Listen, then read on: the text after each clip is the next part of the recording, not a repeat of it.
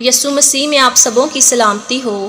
خداوند کے پاک کلام میں سے پڑھیں گے حزقیل نبی کا صحیفہ، اس کا 37واں باب اور اس کی پہلی 14 آیات۔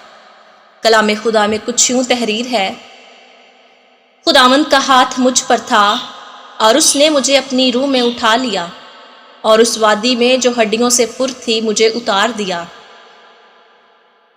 اور مجھے ان کے آس پاس چوگرد پھرایا، اور دیکھ وہ وادی کے میدان میں بکثرت اور نہایت سوکھی تھیں۔ اور اس نے مجھے فرمایا، اے آدمزاد، کیا یہ ہڈیاں زندہ ہو سکتی ہیں؟ میں نے جواب دیا، اے خداوند خدا، تو ہی جانتا ہے۔ پھر اس نے مجھے فرمایا، تو ان ہڈیوں پر نبوت کر اور ان سے کہہ، اے سوکھی ہڈیوں، خداوند کا کلام سنو۔ خداوند خدا ان ہڈیوں کو یوں فرماتا ہے کہ میں تمہارے اندر روح ڈالوں گا اور تم زندہ ہو جاؤ گی، اور تم پر نسیں پھیلاؤں گا اور گوشت چڑھاؤں گا، اور تم کو چمڑا پہناؤں گا، اور تم میں دم پھونکوں گا، اور تم زندہ ہوگی اور جانو گی کہ میں خداوند ہوں۔ پس میں نے حکم کے مطابق نبوت کی، اور جب میں نبوت کر رہا تھا تو ایک شور ہوا، اور دیکھ زلزلہ آیا، اور ہڈیاں آپس میں مل گئیں، ہر ایک ہڈی اپنی ہڈی سے۔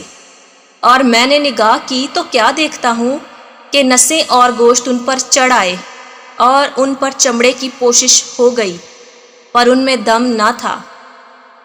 تب اس نے مجھے فرمایا کہ نبوت کر، تو ہوا سے نبوت کر، اے آدمزاد، اور ہوا سے کہہ، خداوند خدا یوں فرماتا ہے کہ اے دم، تو چاروں طرف سے آ اور ان مقتولوں پر پھونک کہ زندہ ہو جائیں۔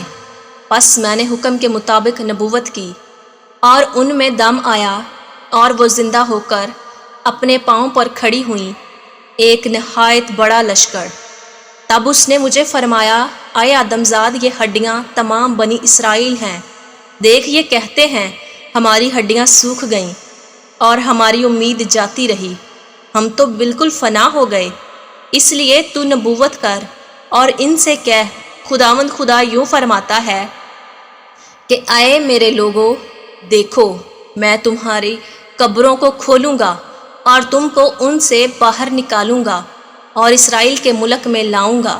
اور اے میرے لوگو، جب میں تمہاری قبروں کو کھولوں گا اور تم کو ان سے باہر نکالوں گا، تب تم جانو گے کہ خداوند میں ہوں، اور میں اپنی روح تم میں ڈالوں گا اور تم زندہ ہو جاؤ گے، اور میں تم کو تمہارے ملک میں بساؤں گا۔ تب تم جانو گے کہ میں خداوند نے فرمایا اور پورا کیا، خداوند فرماتا ہے۔ خداوند کے پاک کلام کا پڑھا اور سنا جانا ہم سبوں کے لیے باعث برکت ہو، آمین۔